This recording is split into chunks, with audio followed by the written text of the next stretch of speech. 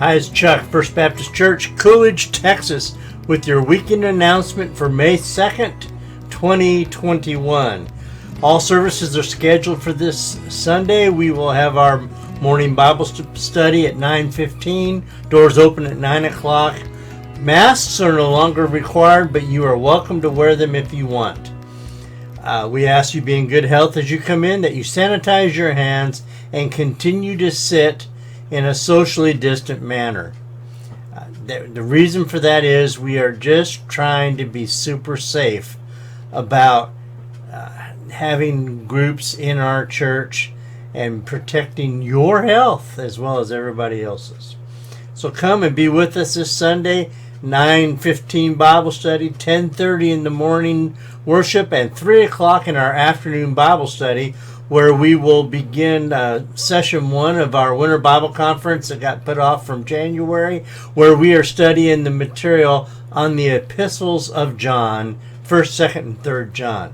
And our tradition is that after the pastor does an introduction with context and culture information to help us to really get our mind set, and we did that last week, then we begin going through with guest teachers from our congregation.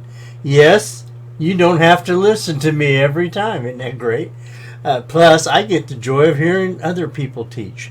So this next Sunday at 3 o'clock, one of my favorite teachers will be teaching.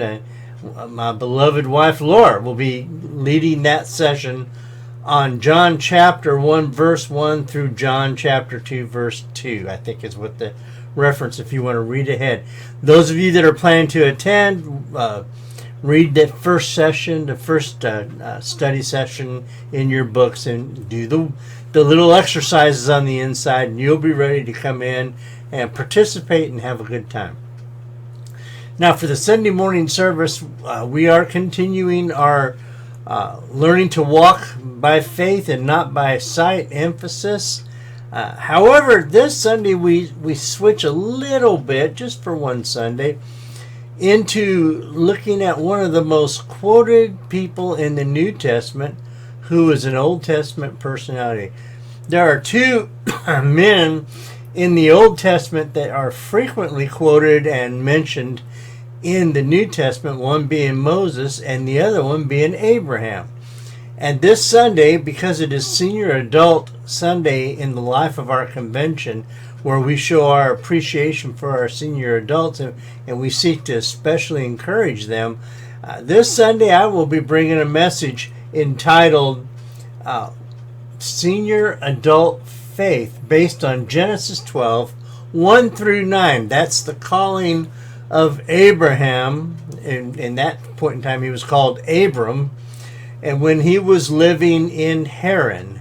So we will be looking at that and looking at the fact of what this wonderful man did by faith and how he walked by faith. And his calling began for him when he was 75 years old. Wow, ain't that something? You know, most of us by 65 are thinking about retirement.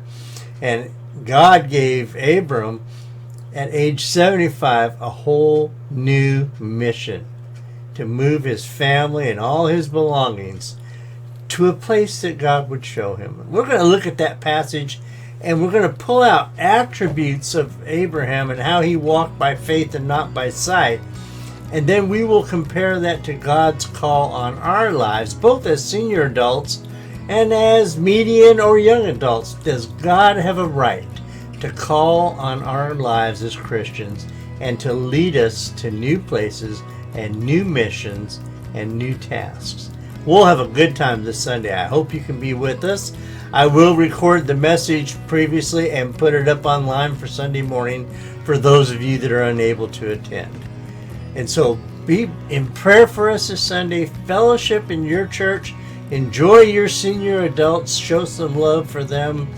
Encourage them, because sometimes they get to the point where they can feel a little tired and they can feel a little worn out. And who doesn't? But especially as a senior adult, your energy is not what it used to be. But I want to just challenge you to think about one thing, and then we'll go. Think about this. Is it easier to depend on the power of God when you are young and vigorous? Or when you are old and weaker, and it is only by the power of God that you can do anything that God wants you to do? We'll be pondering that question next Sunday morning. Until that time, I look forward to seeing you then, either in person or online. Thank you for your time.